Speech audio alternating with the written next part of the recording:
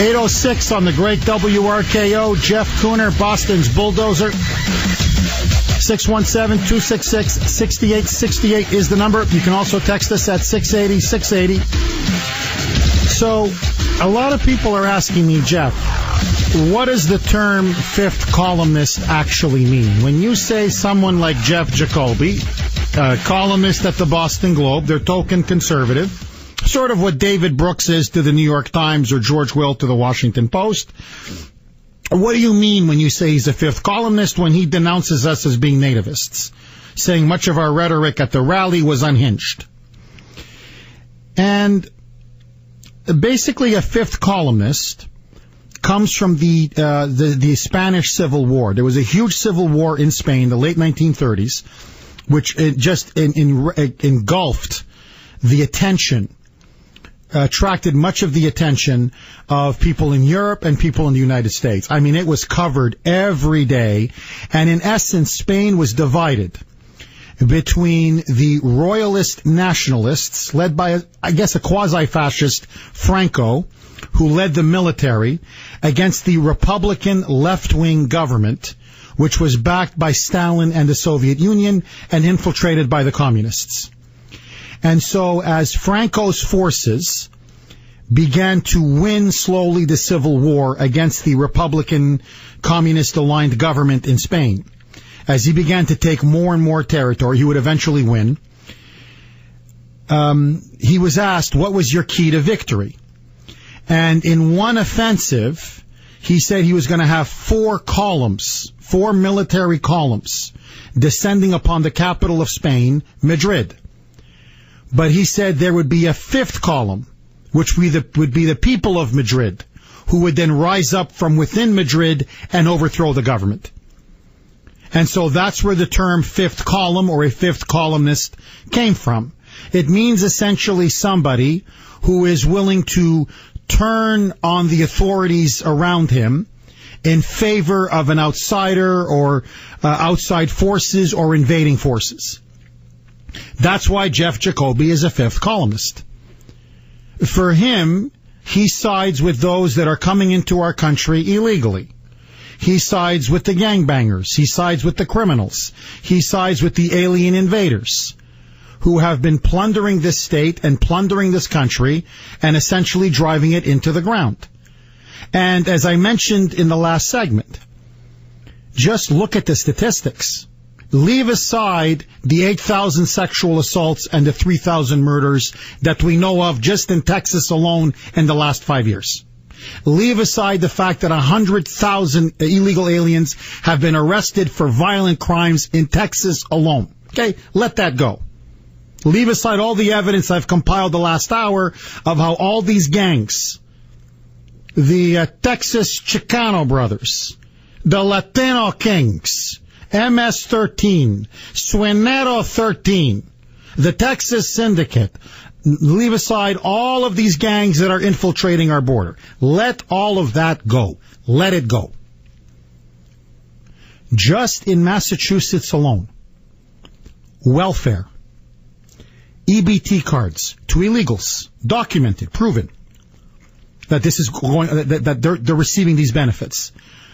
Obamacare, Section 8 public housing, subsidized heating, food, Obama phones. It costs the taxpayers of this state alone nearly $2 billion every year and counting. $2 billion. But there's no money for roads. Allegedly. There's no money for bridges. Now they're rationing health care. I got to fish for a general physician, for a GP.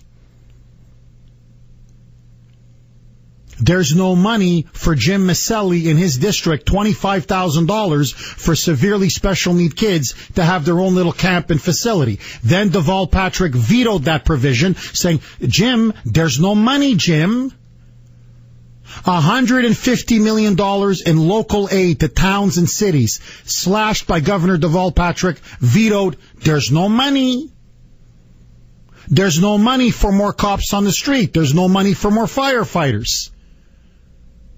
There's no money for more teachers in schools. But there's money for translators. There's money for social workers.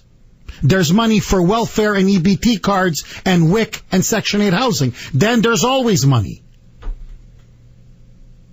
That's the big difference between the immigration of today, the illegal immigration of today, and the immigration for much of our history. And you see, instead of confronting these facts, confronting the evidence, the likes of Judas Jacoby, for their 30 pieces of silver from the Boston Globe to keep his job, to serve his overlords, his liberal masters, the line is, but in their hearts, deep down, forget their arguments about illegal versus legal. Forget their arguments about the strain on our welfare system. Forget the fact that we're going bankrupt. All the need to protect us from terrorism and diseases and crime and criminals and undermining workers' wages as they're flooding with illegal immigrants. No. Deep down. We got here first, and we don't need any more of your kind. You're a racist. You know what I suspect? When these liberals and their neoconservative fellow travelers, the Jeff Jacobys of the world, the David Brooks of the world, the George Wills of the world, the Charlie Bakers of the world, when they impugn negative motives to everybody in that crowd, basically playing God, I can only conclude one thing. If you can't take what we have to say at face value, it's because you probably have negative motives yourself. I've always noticed that about these liberals and their fellow travelers. They're always willing to call you a racist or a nativist or a bigot or whatever when they can't defeat you in argument. They always somehow assume you must have some kind of negative, greedy, bigoted, evil motive. Some dark, sinister motive. Why would you assume that unless you have negative, dark, sinister motives yourself?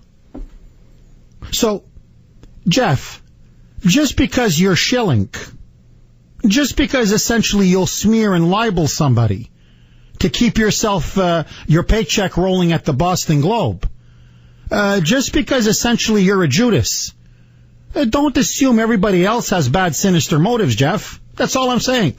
617-266-6868. Jim, you're up next. Thanks for holding. Welcome.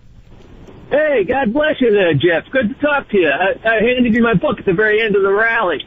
But what's interesting about this invasion, 100 years ago, Pancho Villa came and invaded, he attacked Brownsville, Texas. We sent blackjack Pershing into Mexico, hundreds of miles to chase him down for months. What a difference, huh? Well, Jim, it's a very different country now than it is then. Yeah. I mean, then we fought off invaders. Then we secured the border. Then we hammered the drug cartels or the enemies of the United States. Now we just say, come on in. In fact, we don't even say come on in. We say bienvenido. Come on in. And the Jeff Jacobys and the George Wills of the world just salute along the way. That's why if we're to lose, if this country is to be finished, it's because of the likes of Jeff Jacoby. Because the conservatives were too busy shooting their fellow friends in the back rather than standing up to the liberals and progressives who are destroying this country day by day. Mike, you're up next. Thanks for holding. Go ahead, Mike. Jeff, with all due respect, you protest this too much. I think he hit a nerve, Jacoby, with you. Let's face it, Jeff. You're not going to win with these people. Jeff Jacoby is a has-been. George Will is a dinosaur. They're old news, Jeff. You're the new voice. You're a young, vibrant guy. I've seen you in person. I met you. You're a new voice.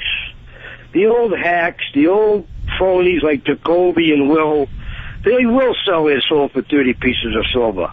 The difference is, you wouldn't do it for $30 billion because you love your country. And your followers, like me, your aide-de-camps, feel the same way. So don't waste your time anymore with this guy, Jeff. Let's keep us focused on our struggle and the writers that believe in us, and forget all these people that resort to vile name-calling and so forth. They're old news, Jeff. You're new.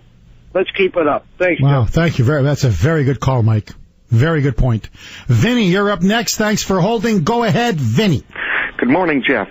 I believe that the Globe, Jacoby, is so insulting to American history to compare the Berlin family with what is going on today, how they would have felt.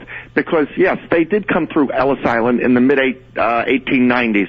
Ellis Island opened in 1892. Prior to that, screening was done at the Garden Castle in what is Battery Park at the end of Manhattan. Screening has always been done. On the West Coast, years ago, they used what is called Angels Island to screen immigrants coming in from the Pacific. We have always screened people. And for the Globe to use the Berlin family in such an insulting way to ignore American history, it's insulting to America, and it is not journalism, because the definition of journalism is to uncover fact and report the truth. Very well said, Vinny. Look, if I was Jeff Jacoby, frankly, I'd be embarrassed to even write for a Democratic propaganda newsletter like the Globe. I mean, to me, honestly, it's a rag. But I guess he's got to feed his family. But, Jeff, come on now. Have some self-respect. Kevin, you're up next. Thanks for holding. Welcome. Thank you, Jeff. Jeff, as with Vinny, but I disagree with Mike. We need to expose the George Wills, Thomas Friedman, the ones that even when they're not in Washington or New York, they're here at the gates of Harvard. Why does Harvard have a fence against the hypocrites, the fifth columns? That's why Jeff Kuhner is here in Boston. I want to ask, with those assault rifles being fired upon our Border Patrol agents last week, were they the same assault rifles that Eric Holder supplied in the Fast and Furious that killed our Border Patrol agent, Terry? I'm trying to think of his last name. But yeah, Brian Terry. Oh, thank you very much. And again, my grandparents came on the paternal side through Ellis Island. They contributed. They didn't have but the clothes on their back practically. This is what we just need to expose. And going back with the dear leader, I go with John. What is the one thing that we can say about him? This is pulling us down. And if Jeff Jacoby read his own paper, Carmen Diaz, the federal prosecutor, just prosecuted a man that was deported back in 2003, found his way back into the States, here to Boston, picked up a job, went out on disability, got 111 checks for totaling either $43,000 or $47,000, prosecuted this week. I mean, such hypocrites. They're bleeding us white. And Jeff Jacoby, Judas Jacoby is saying, turned a blind eye because Irving Berlin was an immigrant. That's the lunacy of Jeff Jacoby. Kathy, you're up next. Thanks for holding. Welcome. Hi, Jeff. How you doing? I'm good. How are you, Kathy? Good. I'm getting a little bit fired up listening to you this morning. Yeah, my wife says I do that to her as well. She says I'm like a double espresso. She says she no longer needs to drink coffee. She just listens to me. You know what? I'm on your wife's side. It's true. You know, I was thinking, and your last caller had a little bit more passion than maybe I do this morning. I think the writers like the Jeff Jacoby that you're talking about, and I'll start up from the president, the governor. No one's held accountable for anything. No one's getting in trouble for anything. That's why these people, get illegals come in to the state They get, like you said, the Section 8. They get all this free stuff. We're working. I'm driving to work right now. You're working. Your staff's working. We're all paying our taxes. But no one's ever held responsible. No one gets in trouble for anything. And when that happens, it becomes lawless. And people continue to do it. Well, Kathy, look, listen, you're touching on something. I'm going to go there because I talked about it with Cooksey, and I don't know if I should go there, but you touched on it, so I'm going to go there. What's really happening, and this is why this is so dangerous, this is why I led the rally, why I'm leading on this issue, why I will not let it go, why the Jeff Jacobys are so dangerous and frankly so reckless and irresponsible when they smear all of you by calling you racist and nativist. It's this. God forbid, what happens? Just stand back. And Obama actually passes his executive amnesty. And now we have 5-6 million now suddenly who were illegal legalized.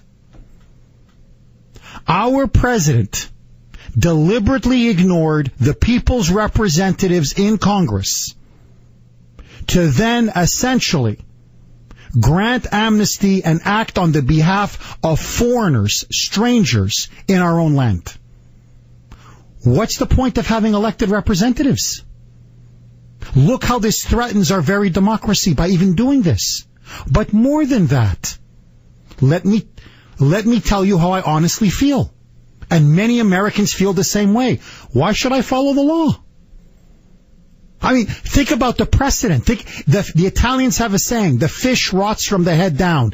If the president can be lawless, if now people can come in by the millions, criminals, violate our laws, take away people's jobs, illegally get benefits, commit identity fraud, and then be essentially given a pardon and be legalized and have their criminal law-breaking behavior completely ignored, in fact, rationalized, rewarded. Why should I follow the law?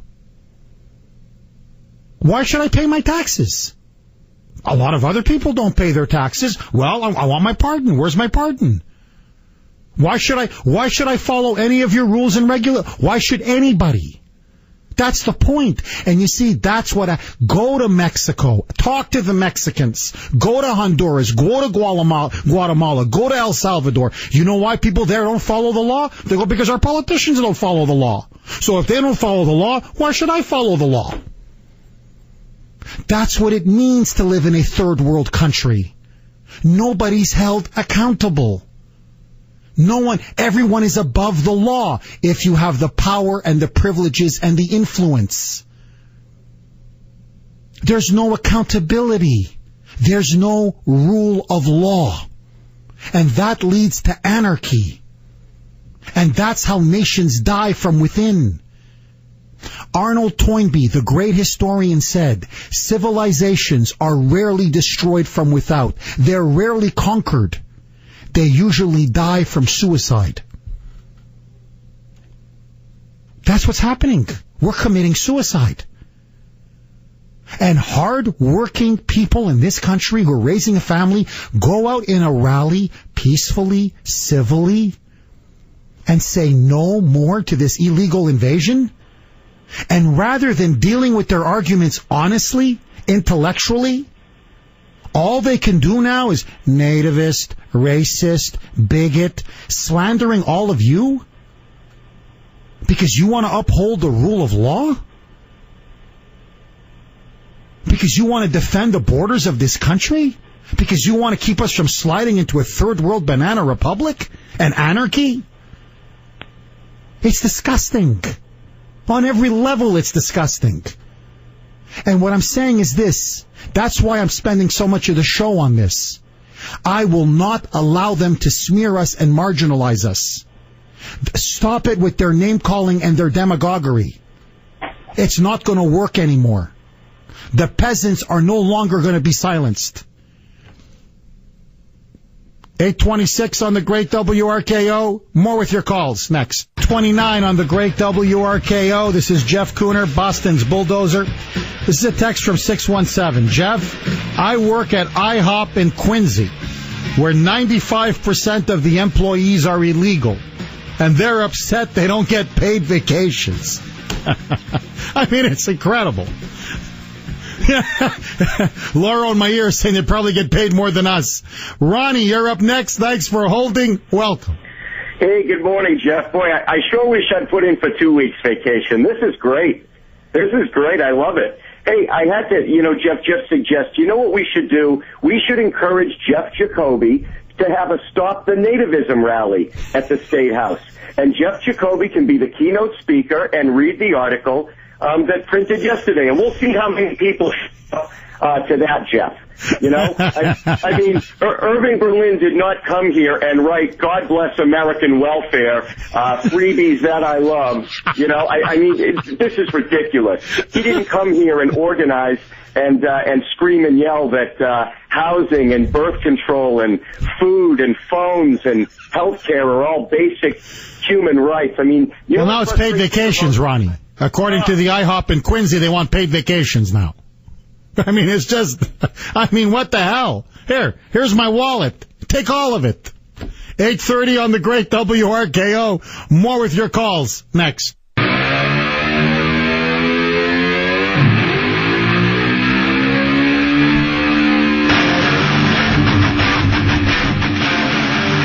$8:39 here on the great WRKO. Jeff Kuhner, the voice of the resistance. 617-266-6868. Lines are loaded. Peter, you're up next. Thanks for holding. Go ahead, Peter. Good morning, Jeff. How are you doing? I'm good. How are you? Good. Jeff, I'm the guy who was up there with the American flag up there with Kuhner and Brittany's dad. Yes. To take a shot at you. Yes, thank you so much, Peter. I really appreciate it. No problem. I'm waiting for the next one. I just wanted to know what the impact that this rally had. It was not just statewide. It was not just nationwide, but it was international. I had more people writing me through social media who would come asking from Missouri, from Texas, when the next rally. They'd love to come to the next rally. They were all applauding what you and everybody else did. There were 10,000 people that were there doing the right thing about getting these illegals to stay out of the country. I had friends from Germany who saw it on the internet, who wrote me, and they're born and raised in Germany, and they wrote me applauding what the people of Massachusetts have done. My next door neighbor came over and said, didn't realize I had gone to that, and when he saw the news, he said his 81-year-old mother and his 84-year-old father went to the rally and was there the whole time. So, just to let you know, not only have we awakened the sleeping giant, it's awake and it's roaring. And I'm looking forward to next time so we can go there. And next time, we're going to have 100,000, not 10,000. Thank you so much, Peter. I really, really appreciate it. And thank you for giving me some protection because nothing major, but people got a little nervous. There's been some death threats. So you, Gunner, and others were just phenomenal, forming like almost a palace guard of phalanx, protecting me. No, look, I'm going to be honest with you. This is the real meaning of that rally. It was, in many ways, the opening shot of the Middle American Revolution. And just as Massachusetts and Boston led the way with the first American Revolution in opposing British tyranny, we are now ground zero and lighting the way in opposing Obama's tyranny. And this story, the liberals can try to downplay it. They can try to marginalize it. They can try to suppress it. As I was telling these liberal reporters afterwards when I did interview after interview, if this was such a small, inconsequential rally, 150, 200 people tops, why was it near the top of the fold of the Drudge Report? The Blaze covered it. The Globe was forced to cover it. The Herald. Channel 4, Channel 5, Channel 25. It went the Boston.com, the Associated Press, Reuters, Fox News picked it up all Sunday morning. They kept looping it and looping it and looping it. I got a call from Sean Hannity's people. Neil Cavuto did a whole segment on it. Look, it's obvious. The world was stunned. The nation was stunned that here in Kennedy country, in the bluest of blue states, my God, in liberal Massachusetts, in this Democratic stronghold, the people are rising up. And it's not just us. Chicopee, Cape Cod, Lynn, Chelsea, everybody's saying no. So what has happened is now I have become public enemy number one for the liberal regime in this state, because that rally shook them to their very foundations. They honestly expected 150, 200. And they said, oh my God, there are thousands. 5, 7, 8, 10,000. They just kept coming and coming and coming. And so now what they're doing is they're trying to discredit us, slander us, smear us. Now, what can they say? Think about it. It was a diverse crowd. It was young, old, black, white, Hispanic, men, women, working class, you name it. So now it's nativist. That's all they have left. Nativist. They can't say racist. They can't say racist because there were too many Hispanics and blacks. So now it's nativist. No, my friends. It's patriotism. And the Jeff Jacobys of this world and the Boston Globes of this world and the mini-me's of this world can call us names till they're blue in the face. The truth is the truth is the truth. And we are going to take our state back, we're going to take our country back, and we're going to take our republic back. And I believe when the history books are written, the beginning of the end of the Obama regime began in Massachusetts on that fateful Saturday, on July 26th, at the steps of the State House. 617-266-6868 is the number. My friends, we're now joined, as we always are, by the great Howie Carr. Coffee with Howie on Thursdays, Boston's talk radio legend. Howie, how are you, my friend? I'm good. I'm good, Jeff. Listen, I didn't like Jeff Jacoby's column either yesterday, but you know, he's not a bad guy. He's a friend of mine. He used to work at the Herald. He was involved in the first campaigns against John Kerry back in the 1980s, and he's been at the Globe now a long time. And you know, maybe a little bit of a Stockholm syndrome has occurred here, and they've not been kind to Jeff over the years. Believe me, he's been framed pretty much by his liberal masters over there a couple of times, and treated like crap. But again, I disagree totally with what he said, but he is a good guy, and I think if you got to know him under different circumstances, Jeff, you guys would get along. Oh, okay. That's nice to know, Howie. Hey, Howie, I got to ask you, what do you make now of this immigration crisis, this border crisis? You now have an insurrection by Ted Cruz against House Speaker John Boehner. They don't want Boehner's bill. They think it's a weak bill. What do you think is happening up on Capitol Hill right now? Are the Republicans playing a strong hand or a weak hand? I think they have a strong hand if they just hold out. They can't give in under any circumstances to anything that the administration wants, because obviously the administration is utterly lawless. If they blink in the least or give the indication of blinking, the administration will, like a mad dog. They'll take a mile. You can't give these people an inch. I mean, this is crazy. Obama is doing things now that just 6-8 months ago he said he couldn't do, that he was telling La Raza and other of these Hispanic racial pressure groups that he couldn't do these things. Now he's saying he can. Now, Jeff, I mentioned on my show yesterday, now Breitbart is talking about a blanket pardoning of 20,000 drug criminals on the grounds that the laws against drugs, and we're not talking about people who get caught with 2 joints in their sock. We're talking about like heroin dealers, crack cocaine dealers. They're saying the laws against them are outdated, so that the president may issue a blanket amnesty or clemency or pardon, whatever word you want to use. I mean, since when does the executive get to decide that a law is outdated? Well, I mean, again, once you decide the immigration laws are outdated, I guess you could decide any law is outdated. That is incredible. That is incredible. I mean, how many? I mean, as if it's not bad enough. Look what's happened.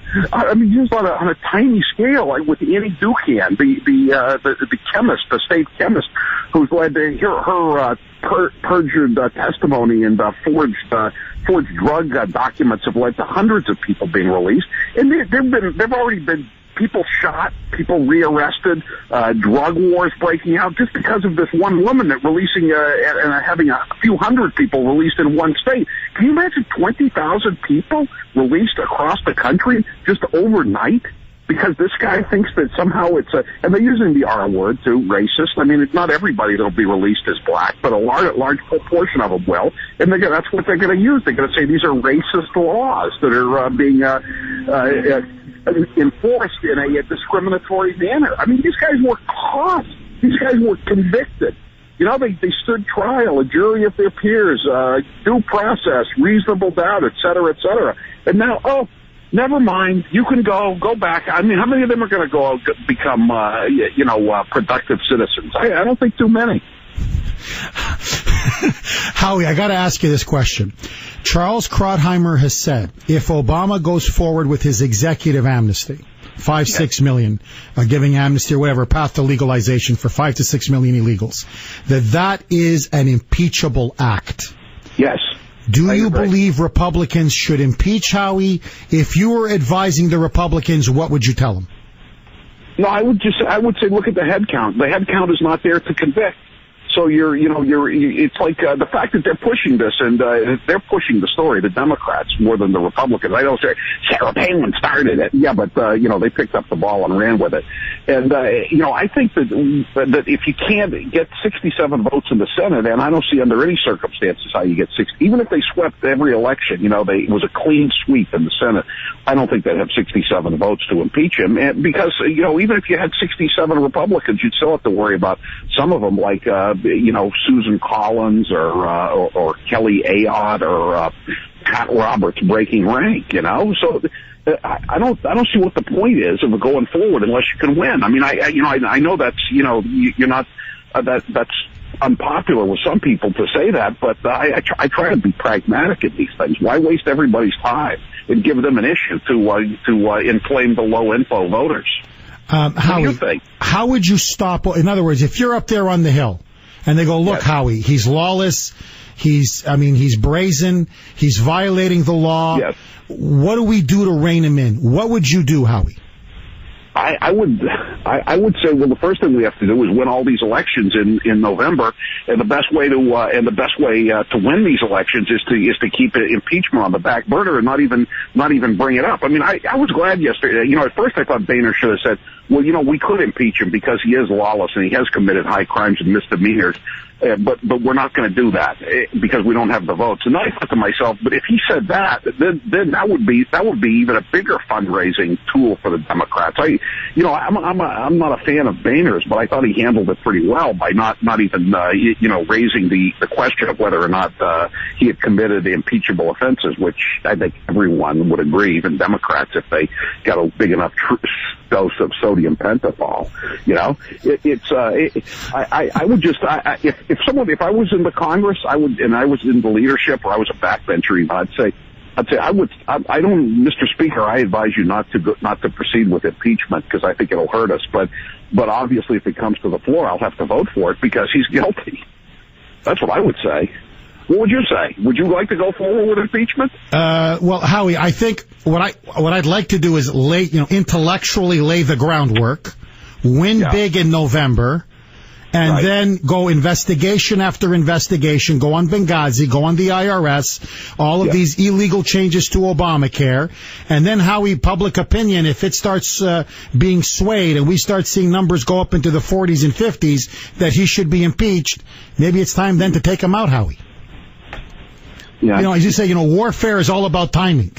And now is not the time. It's not good ground. But maybe a year from now, when he gets even more egregious and maybe more abusive, maybe it's time we teach this wannabe dictator a lesson.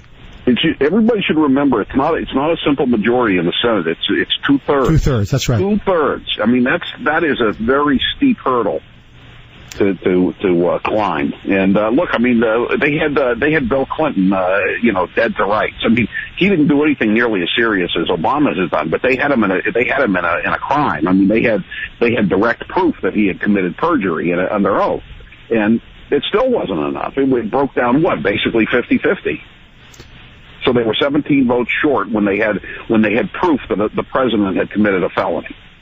That's what you're up against, and probably probably the Democrats are even they're drinking a stronger breed of Kool-Aid now than they were then. Howie, before I let you go, buddy, are you doing any book signings, any public events that people can see you at? No, I'm leaving again this weekend, Jeff. I gotta go. My daughter is going down to Dallas.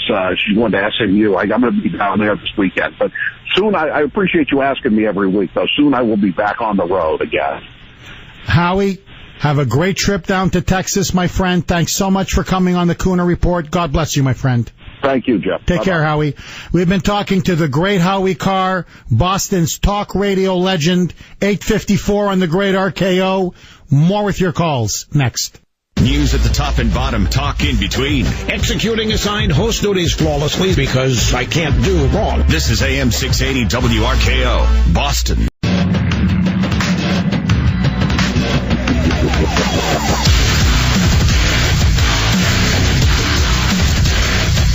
9:04 here on the great WRKO, and now on 93.7 HD2, hour 4, the Kuhner Report. 617-266-6868 is the number.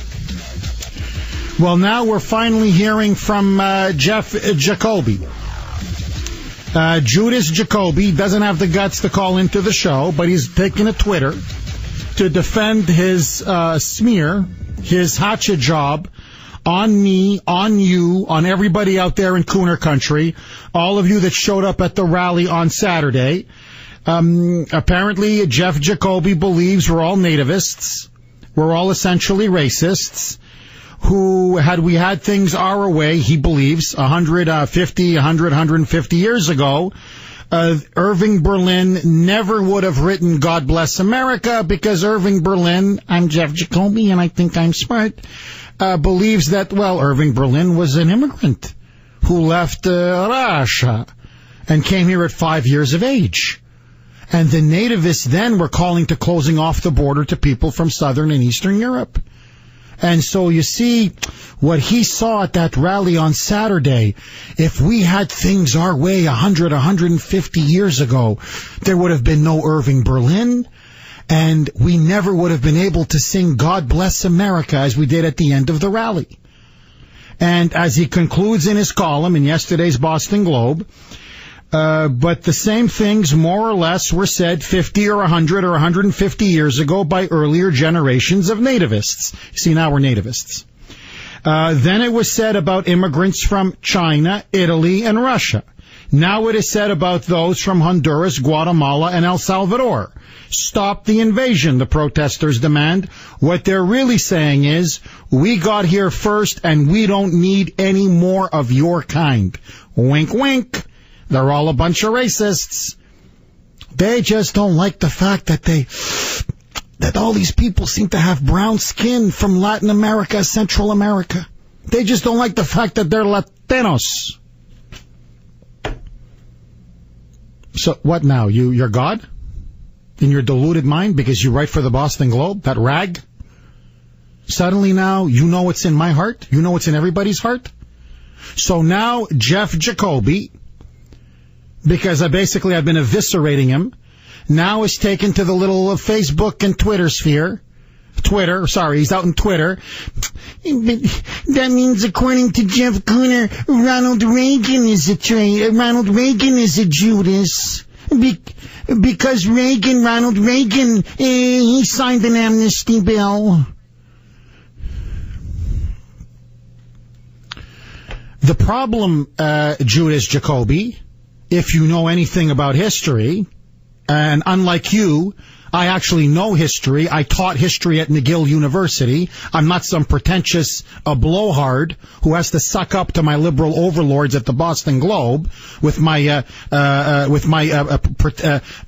pretentious editors that have driven that paper essentially into the ground. But let that go. Reagan said his biggest mistake of his presidency was signing that amnesty bill. And you know why, little Jeffy? You know why, Judas Jacoby? Because the Democrats screwed him the way they're screwing us. Because in exchange for an amnesty for what, 2 to 3 million, they promised to build that fence along the entire southern border. They promised to secure the border. That was the trade-off that Reagan agreed to. Where's that fence? Where's that border? How is it being secure? Where is that wall along the border, little Jeffy? So, because Reagan wanted that border completely secured and fenced up, what now? He was a nativist, Jeffy. I mean, it's unbelievable. The whole piece is nothing more than cheap emotionalism. It's nothing more than sentimentalism. It's basically, the argument is like George Will, they're 8-year-old kids with teddy bears. We can be compassionate. The facts are, nearly 90% of them are not 8-year-old kids or 6-year-old kids. They're teenagers. Many of them are lying about being 17. Many of them are 20, 21, 22, 23. Many of them, in fact, are criminals. Many of them are gangbangers. Many of them have ties to the drug cartels. Many of them, as Governor Rick Perry has said, over the last 5 years alone, 3,000 murders, 8,000 sexual assaults in Texas alone in 5 years have been committed by illegal immigrants. That's what you want being dumped in Massachusetts? Jeffy.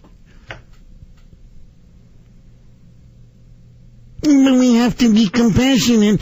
Irving Berlin was an immigrant, and if we didn't allow Irving Berlin, we never would have had God Bless America. You're talking about apples and oranges. I am a legal immigrant into this country. I came from Canada, so did my wife. We adopted 2 kids. 2 American children, one of German descent, one of Lebanese descent. And you have the gall, the nerve to smear me and smear my listeners for being nativists?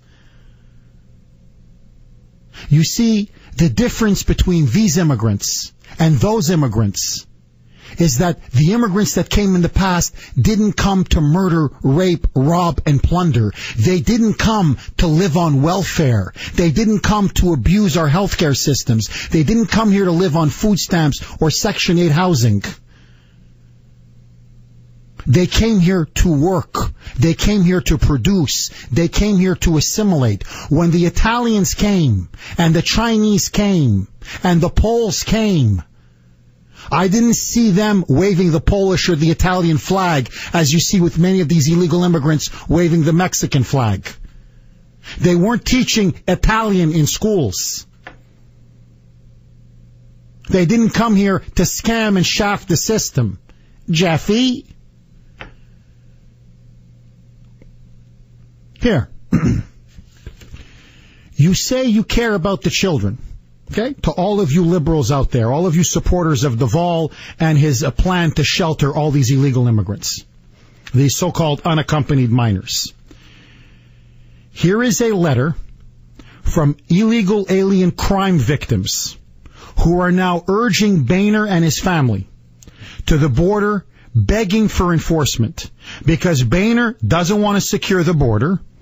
Boehner doesn't want to stand up to the dear leader. He's basically lay down and love me again, Boehner. And so, numerous family members of victims of horrific crimes committed by illegal aliens have now invited House Speaker John Boehner to visit the U.S. border with Mexico. And this is a story, a hat tip to Breitbart News, forgive me. Quote, here is the letter. I'm reading from the letter. As you leave Washington, D.C. to vacation with your families, our families invite you and your entire family to spend the weekend in McAllen, Texas. The victims' family members wrote to Boehner and other lawmakers. We invite you to see firsthand the invasion and lawlessness that is destroying our beloved country, and how you and others have given de facto permission and unfettered access to the perpetrators who have killed our loved ones. leaving our families in complete grief and disbelief as to how this horrific tragedy was allowed. What about our children, Mr. Boehner? Where is the outcry for our children and American families? Let me ask you this, Jeffy. Where is your compassion for the American children being slaughtered by these illegal aliens? Where is your compassion for the American families living through this nightmare? How come you love strangers more than your own? You phony, you fraud, you. You want examples? Here are a couple of examples. There are so many. In Massachusetts, in Milford, one of the people who signed the letter was Maureen Maloney, whose son Matthew Denise was killed in a hit-and-run accident by a drunken illegal alien. I've covered this story repeatedly, who dragged his body for a quarter mile down the street after striking Denise's motorcycle. He was in this country illegally. He was intoxicated. He shouldn't have been here. Matthew Denise should be alive today. Not only did he hit him, he dragged that poor young man's body like a dog for a quarter mile. Where's justice for him? Where's your compassion for him? Other signers include Laura and George Wilkerson, whose son Josh was murdered by a dreamer illegal alien. Another one is Jamiel Shaw, whose son Jamiel Shaw Jr. was also murdered by an illegal alien gang member in Los Angeles. Don Rosenberg, whose son Drew was killed in a car accident by a Honduran man in the United States on temporary protective status but driving without a license. Another signer. Now, and I'm sorry, I don't like to do this because to me we're all Americans. But they keep playing the nativist racist card. And at the rally there were many Hispanics who showed up. In fact, many of them shook my hand afterwards, from Venezuela, from Dominican Republic, who said, Jeff, we came here legally. What you're seeing is anarchy at the border. It's an invasion. And many of them are criminals and gangbangers with MS-13 stamped on their forehead or on their cheeks, bringing in diseases. It's a threat to our communities, our neighborhoods, our children. Thank you for standing up for us. Well, now, so, look at some of these last names. Jeffy, since you like to play the racist nativist card. Jeffy. Carrie and Lou Ruiz. They signed the letter, whose daughter was stabbed over 39 times by an illegal alien from Venezuela. The illegal alien remains free to this day. Their daughter is dead. He's still walking around free. Had we secured our border, she'd be alive today. Where's your compassion for the Ruiz family? Jeffy? Tell me, did Irving Berlin, when he and his family came, were they out murdering, hatcheting up people, shooting them, killing them? Jeffy? Juan Benavides, another Hispanic, whose brother Jesse was murdered in 2011 by an illegal alien authorities who had released after rape charges weeks earlier. He had been indicted on rape charges, an illegal alien, and then they caught him and they instead of deporting him or arresting him, they let him loose. And then he went out and slaughtered this poor man. I could go on and on and on. Check out this one. Jeff Binger, whose 16-year-old daughter Brittany was allegedly raped and murdered in 2005 by a deaf-mute illegal alien who has had trouble for years standing trial because he couldn't assist in his own defense, but will finally face trial later this year. Suddenly, notice these illegals, some of them. So, they can't hear, they can't speak, no comprende, I'm deaf. I'm deaf, I'm mute. No, nothing. I don't know. But he's able to rape. Oh, that he's able to do. He's able to rape and murder. Oh, that he's good at. I could go on and on. How many people signed this letter? And of course I mentioned Matthew Denise. If this is not an invasion, what is?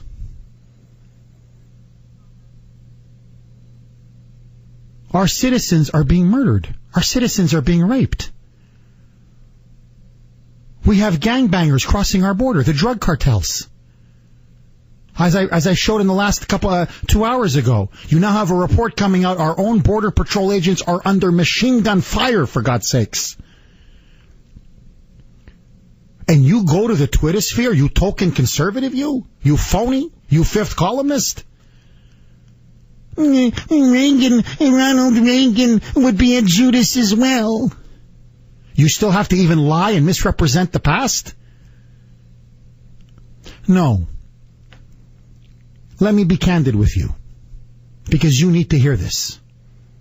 Since you're so good at impugning other people's motives, since you must assume we have dark, sinister motives instead of simple patriotism and love of our community, basic self-preservation and survival, you don't just allow people unvetted, unscreened to pour across the border by the millions. Genius. So if you assume everyone else has negative, sinister motives, it's because you have negative, sinister motives. You don't know how to argue on a civilized, rational, intellectual plane. And I know what your motive is. You are desperate to keep your job at the Boston Globe. Because we know the kind of moonbats that run it. We know how far to the left they've taken it. We know what a pathetic Democratic mouthpiece, a propaganda rag that paper is. And so you served your overlords. Because that rally shook the foundations of this liberal gangster state to its very foundations. All of these corrupt Democrats who have been stealing from the people and committing abuse of power after abuse of power, now they see a real opposition emerging. Not people like you, who have basically done nothing to stop the liberal onslaught. And so you decided to do a hit piece for your 30 pieces of silver to keep your paycheck coming, to serve your masters and your overlords at the Boston Globe. My question to you is this. Have you no shame? Have you no decency? How do you sleep with yourself at night? 617-266-6868 is the number. Donna, you're up next. Thanks for holding. Welcome. Thanks for having me. My pleasure, Donna. I want to talk about us owning the nomenclature and not the left. Yes. My sign at the rally said 100% pro-legal immigration. No one here listening is anti-immigration. We are pro-legal immigration. The left is pro-invasion, anti-immigration law. We need to point that out. We need to own that. Donna, I've said it before, and I think this is the perfect saying that I think encapsulates what we stand for. America is a nation of legal immigrants, not criminals. 617-266-6868. We're a nation of legal immigrants, not invaders. Anthony, you're up next. Thanks for holding. Welcome. Thank you, Jeff. I held for you on Monday through a tornado, but I had to get off to clean up here in Revere. And it's funny, the illegals get some money, but we get nothing. But I called about meeting Kevin at the rally. We had to help 80-something-year-old veteran from the Korean War get out of the crowd when that lady fainted because he was being pushed over by the crowd trying to get out of the way for the crews to get in. Me and Kevin literally had to walk this man step by step. That man fought in 2 wars, Jeff. He fought in the Korean War, and then he fought in the war to save this country that we did on that rally. These people that are against us, like this Jeff Jacoby, you're either with us or you're against us. This is a war now. These people are crazy, and they don't understand. They're overwhelming us. And me and Kevin would have helped that man. Richard was his name, Richard, and I'm sure he's listening to your show. But that man took step by step to get there, and he barely made it back to the train station, Jeff. And that man fought in 2 wars. 2 wars. We got a new war, and we got to wake up. And I want to see more signs at the next rally, because I counted over 1,000 signs, and we were outnumbered 6-7 to 1. So there was at least that many people there. Oh, Anthony, I'm telling you, the next rally we're going to hold is going to be even bigger. The more people are coming over to our side, and the Jeff Jacobys and the Elizabeth Warrens, the Chief Spreading Bulls, the mini-me's, they can call us names, they can demagogue the issue, they can smear us. It doesn't work anymore.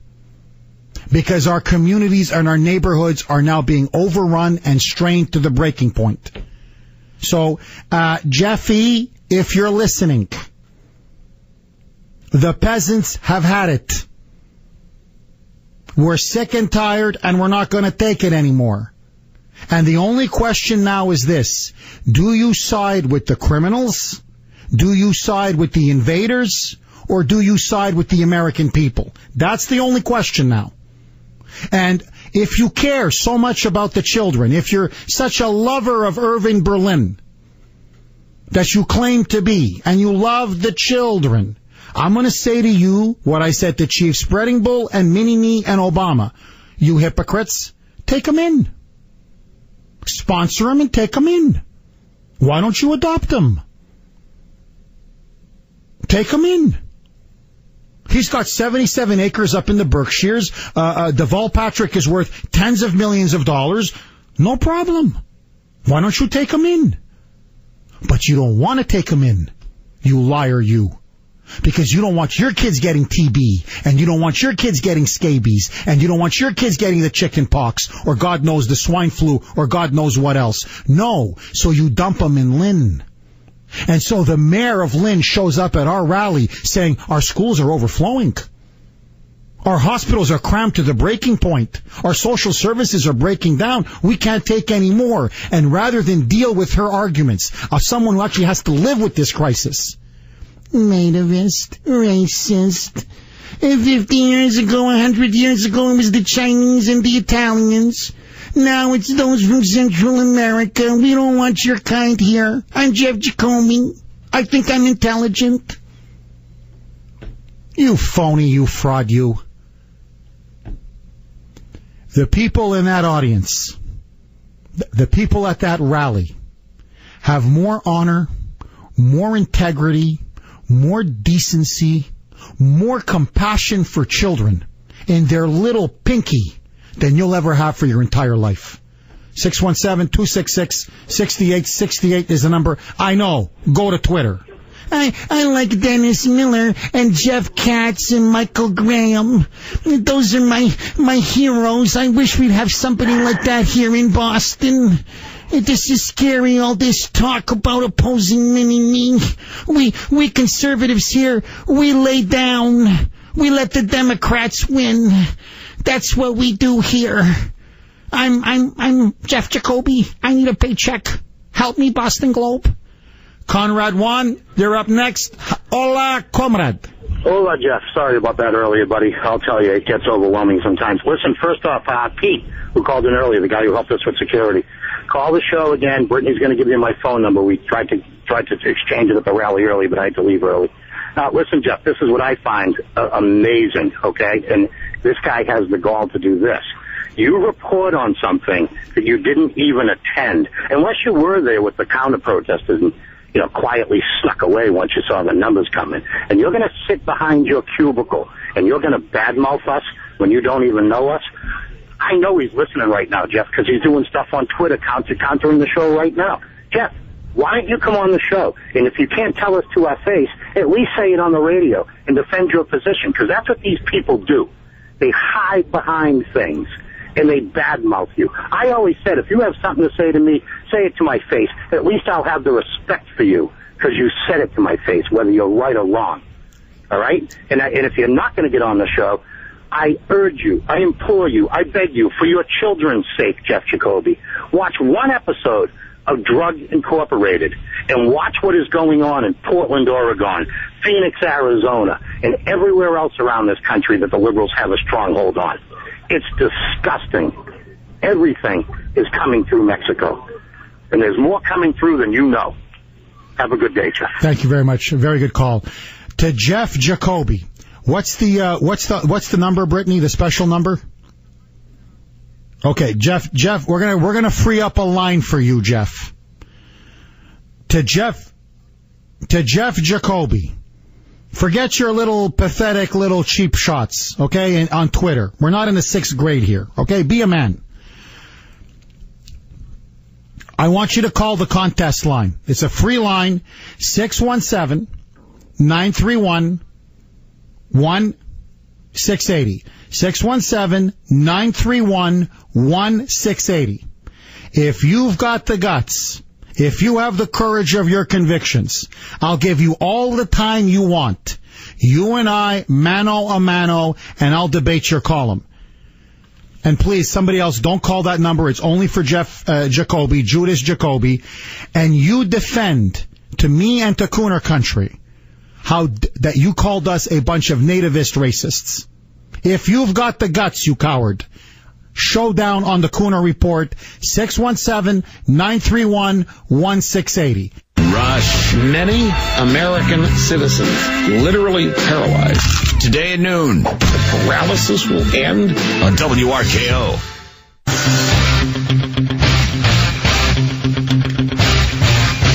9:39 here on the great WRKO. So, I'm not surprised. Little Jeffy Jacoby, Judas Jacoby, did not call in our contest line number, 617-931-1680. I challenged him to debate me on the air, to defend his reckless, slanderous charges that I'm a nativist, and that all of you are nativists, Kuhner country. So now I'm going to up the ante. Okay, because unlike Jeffy, I'm a real man. On August 14th, we're going to be holding a major illegal immigration debate at the WGBH building. Mayor Lynn Judy Kennedy's going to be there. I'm going to be there. To Judas Jacoby. Why don't you debate me mano a mano at the WGBH building on August 14th? I'll give you all the time you want. We'll have a moderator, and you can try to prove to the people of Boston and Massachusetts why I'm a nativist and I'm a racist, and we should be aiding and abetting this invasion of our country. I dare you to debate me. In fact, I'm begging you, get in the ring with me, because I'm telling you I will clean your clock like it's never been cleaned before. Now, unless you can only do it in 140 characters on Twitter like a little child. He's a racist, he's a nativist. Reagan was a Judas, stand by his standards. And I'll tell you what, since you're such a big fan of Michael Graham and Jim Katz and Dennis Miller, bring them. Yeah, like in wrestling. The Fatal Four. I'll take all four of you on illegal immigration. Because you're wrong. When you don't have the facts, and you don't have the logic, and you don't have the evidence, you smear. And that's what you are. You're a smear merchant. 617-266-6868. I've issued the challenge. We'll see if little Jeffy responds. Get in the ring, Jeffy. Let's see what you're made of. 617-266-6868. Now, I'm going to go back to the blazing phone lines, but since little Jeffy doesn't have the guts to call up the show and debate me, any of you moonbats out there, any of you out there supporting Mini-Me or this reckless call for amnesty or the dear leader, call up 617-931-1680.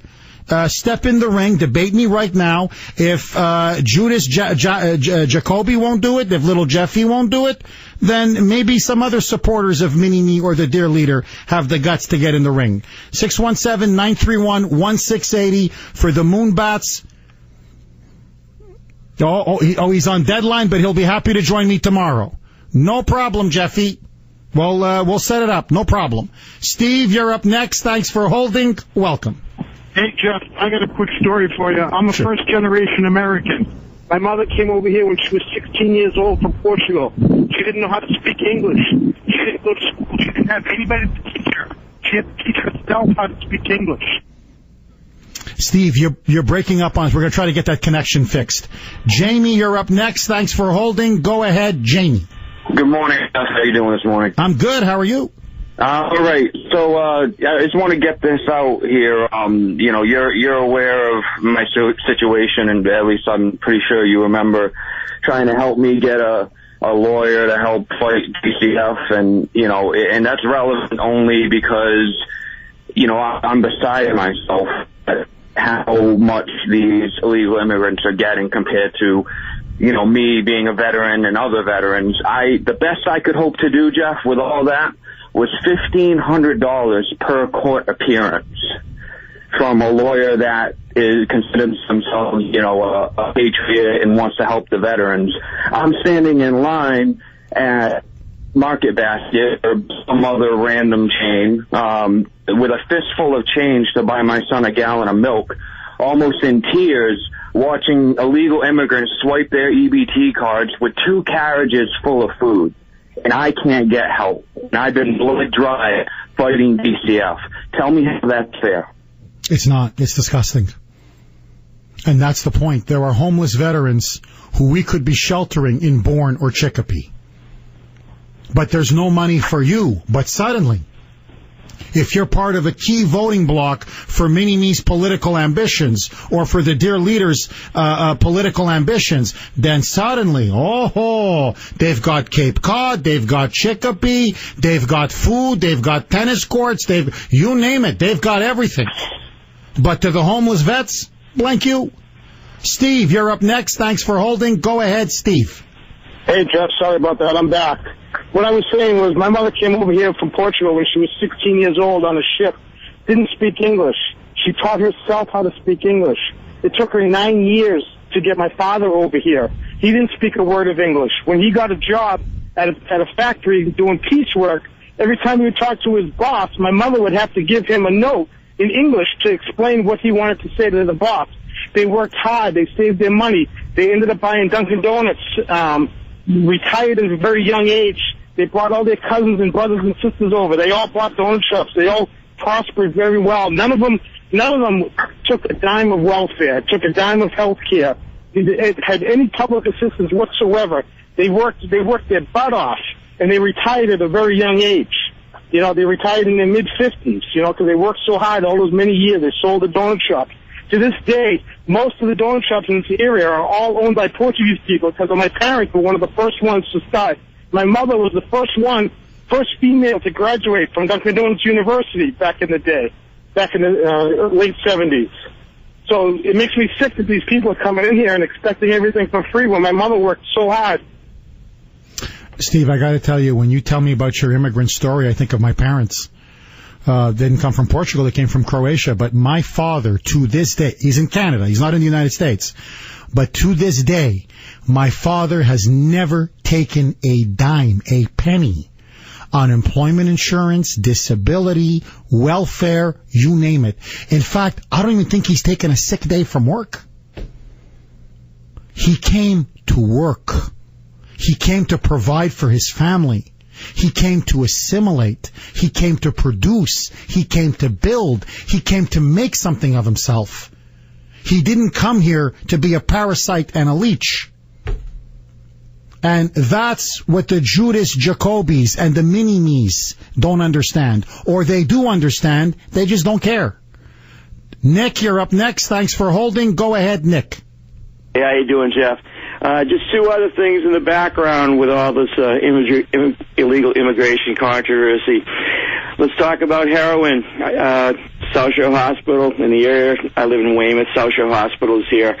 They treat 45 heroin overdoses, not necessarily deaths, but 45 heroin overdoses per month, which is something like 80% up since 2011. So I'm sure that's true in your local hospital, etc. try to check it out. Now, where is all this heroin coming from? Well, it's a well-known fact that most of it's coming up from Mexico, all right, and the associated people that bust through the border, start doing their networking, and they make it all happen. The other thing is, surely your insurance rates are going to go up. And the insurance companies claim, well, it's cost more to repair today than it did before. Yeah, there's some truth to that. But how about all the accidents that are caused by people with no insurance, illegal aliens, and whatnot, okay? You even have to pay your deductible if you can't find that person. I actually personally went through this with one of my kids. It took like several months to track down the person that was involved and to force them to pay the deductible. Well, that's why your rates are going up. Finally, the infamous Charlie Baker. Well, it isn't just an opportunity for a Republican to become the governor. It's an opportunity for a Republican candidate for governor to make sure we get dozens and dozens of more Republican representatives into the state legislature. He's not doing that. And talk about a year when you could do it. I mean, Bingo. look at... No, Nick, you nailed it. Great call, Nick. Thank you for that call. My friends, finally, a liberal has responded to my challenge. We go to the liberal hotline. Jim, you're up next on the Kuhner Report. Go ahead, Jim. Yes, hi, Jeff. With all due respect, and you are an intelligent man, and, I've been listening to you since you first come on the air, but this is the way I feel about your show, is the way I feel about Howie's show. I'm becoming bored because it's the same thing every day about illegal aliens, welfare, and all this stuff every single day. And let me give you a little parallel, okay? If we talked about firemen every day and what firemen do every day, and that's an important job, okay? That's fine. But we're going to talk about Jim, all listen, day, Jim. every day? Jim, produce my show. What do you want to talk about? Well, I'll just give you an example. Market Basket, okay? I talked about Market Basket. I devoted 2 hours to it. Next.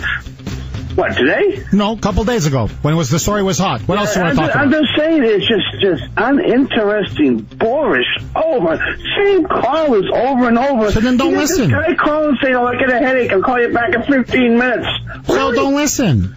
I mean, we have a welfare crisis. We have an immigration crisis. That's why I talk about it. What do you want me to talk about? Tell me, what do you want to talk about? Michelle's, what do you want to talk about? Michelle's arms? How sexy she looks? I'm trying to be respectful here. You know what I miss? It's turning on 6 in the morning and hearing different stories from Jeff Kuhner. Jeff Kuhner coming on, catch this story, okay? And it seems to me everything now is the freaking illegals. Jim, this is the biggest story in the country. What do you want me to talk about? How sexy the dear leader looks? Wait, are you kidding me? What do you want to talk about? A kitten getting rescued at an animal shelter? No, I'm sorry, no. There was a fire in Methuen. I'll be like Channel 7. Somebody lit a match in Quincy. Yeah, that's what I'll talk about. That's the best the liberals can come up with. 57 here on the great WRKO. Okay, my friends, I kid you not, Jeffy Jacoby has actually agreed to face off against me tomorrow, 8:05 on the Kuhner Report. He says he's man enough to debate me and go into the ring. You know what it's going to be billed as? It's going to be Judas Jacoby against the Croatian Crusher. So Cooksy's asking me, are you going to do laps? Are you going to eat your Wheaties? Are you kidding me? I don't need to train for this one with Jeffy tomorrow. So we've got a new theme song for the Battle Royale tomorrow, 8:05 on the Kuhner Report tomorrow. This is to get me pumped, to get all of you pumped.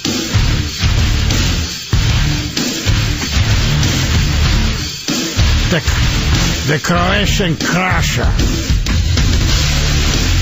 The nativist races, the bigot, the hater. Versus Judas Jacoby. I'm smart. I write at the Boston Globe. I'm important. I matter. Don't beat me up too bad. I'll call you another name if you beat me up too bad. Don't beat me up too bad.